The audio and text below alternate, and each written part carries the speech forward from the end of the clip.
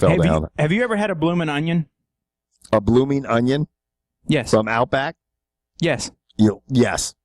Okay, because I figured, I mean, that's a nice segue to our next part of this show. Yes, it is, because we're going to have there's in what George is saying when he's saying blooming onion, he's talking about the next event, which is going to be held in Australia, and that's UFC Fight Night 33, which is going to be Mark Hunt versus Antonio Bigfoot Silva. This is an interesting card, George, because there's going to be a lot of cats are going to sleep. Yeah, people are going to sleep, and we'll go ahead.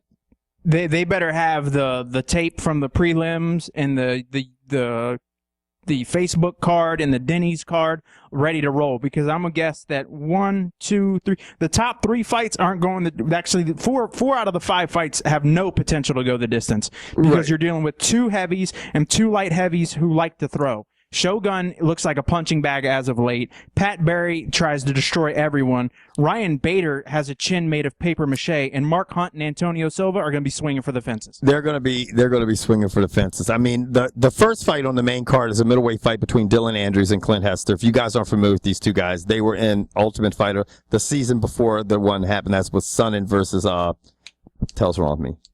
That'd be 17. Yeah, Ultimate Fighter. The Ultimate Fighter 17. I guess it was it Anderson versus Chael? Huh? No, or was it John Jones. John Jones, that's what it was. Jones versus Sonny. God, I lost my train of thought. But Clint Hester actually was very interesting, because this guy looked pretty impressive in the house, and I'm curious to see what he's going to do against this guy. Well, Dylan we know Andrews. He has outstanding wrestling, and we know he has decent hands, so it'll be interesting to see how he matches up against Dylan Andrews. Now, I would like to see Clint win, because I thought he had the best shot at winning in the house till he got beat. Yep. Whoops. Now, Pat Barry is going to fight his Australian counterpart. I mean, if there's another guy that looks like Pat Barry, it's this guy that's all tatted up. And I don't know a lot about this guy. I know that his first name is Soa, S-O-A, kind of like Sons of Anarchy, but I don't know I couldn't pronounce his last name. It's Palele, I think. Palele. I think that any of our Australian friends, please tell me how to pronounce that, because I know you guys will be like, Kevin, you don't know what the fuck you're talking about. I know someone's going night-night. Huh? I know someone's going night-night. Someone is definitely going to go knock-knock, because this Pat Barry, we know he puts people to sleep, and he's been put to sleep, and the guy he's fighting has 22 total fights, 19 wins, and 15 of them are by knockouts. So somebody is going to go to sleep. Somebody is definitely going to go to sleep. Yeah, that's not making it out of round 1. That's not going to make it out of round 1. Now I'm gonna go with the hometown guy, because he doesn't have the long trip, the time difference, none of that. I'm gonna go with Palele. Soa. It's got to be Soa. It's got to be his first name. Now, the next one is Ryan Bader. Okay, and he's going up against this guy who Anthony Perosh, but who's, I don't know. I don't know what to say about Anthony. It seems like not too long ago we were talking about how Ryan Bader had a shot at being the 205 champ. He was going to be the next biggest thing. And then it seemed like ever since that loss to John Jones, dude, his career has gone downhill. Yeah, it really has, And he's 3-3 in his last 6 fights. 3-3 since fighting John Jones. Now, let me ask you something. Was this guy Perosh, was he the guy that fought Ryan Jimmo, and it was like a crazy fight, and Jimmo came back and knocked him out? I think it was. I think it was. But anyway, he's going to be fighting Ryan Bader. I mean, I'd love to say this guy, he's had 21 total fights. He's had 14 wins. So obviously he's had 7 fucking losses. And 5 of his losses have come by knockout. So he's been knocked out. He gets knocked out a lot. And your boy's the one who lost to Ryan Jimmo. Yeah. Actually, no, I don't really think it was a comeback, because he got knocked out in 7 seconds in the first round. Okay, maybe that's what it was. Okay, whatever. I'm all fucked up with this shit. But I just don't think he is going to have anything. Ryan Bader struggled, against some pretty decent opponents, whereas this guy to me is I don't know. Ryan Bader should put this cat away and win. He really should. It's almost like they're giving a Bader a hand. You say, hey, because I think they like Bader. I mean, he's fought. Oh, yeah.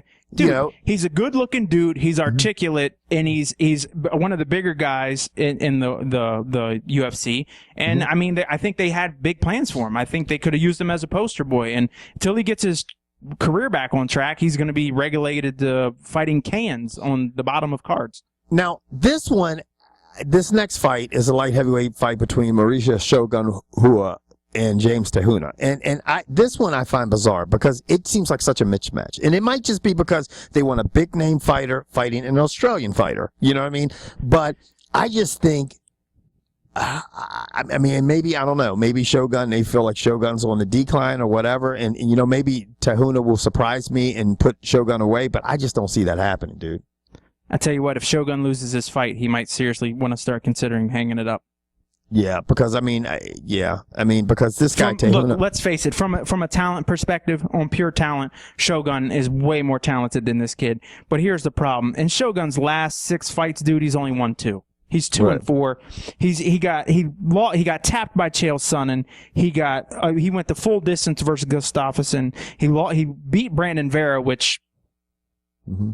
And then he lost to Dan Henderson, beat Forrest Griffin, and lost to John Jones. So, I mean, his losses, with the exception of Chael Sonnen, are pretty, you know, I mean, they're pretty high-end people.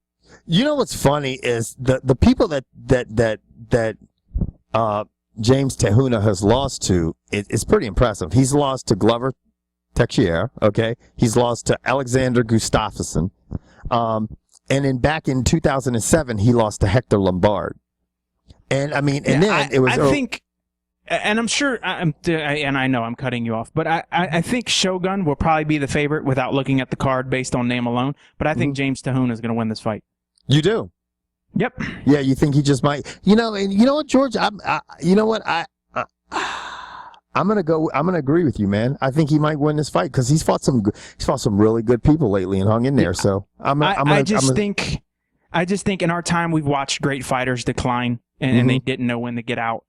Chuck Liddell, Tito Ortiz, Dan Severn, Ken Shamrock. I think we're witnessing that with Shogun. I don't think, and even if he does beat this guy and put on an impressive performance, I don't think. I don't think Shogun has anything to win. He has everything to lose. If he loses this fight, it's a shock. If he wins this fight, big whoop. Right. Like this isn't a fight that's anyone's going to be like Shogun's back. Like, but if James knocks his cat out, which is a strong possibility, we might be talking about. It's been fun, Shogun, but now, let's try to keep that brain intact, buddy. Well, let's move on to this fight, the main event fight, Mark Hunt and Antonio Bigfoot Silva. Now, you know what? As much as I'd love to see Mark Hunt fucking just do something, because I like Mark Hunt as a fighter. You know what I'm saying? I do too. I really do.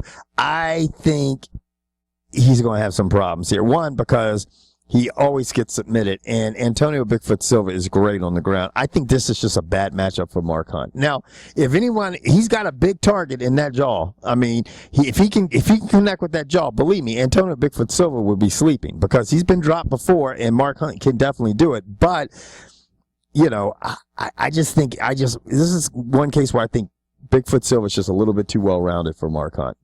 You know, we'll see. Yeah. I mean, we know big man can get.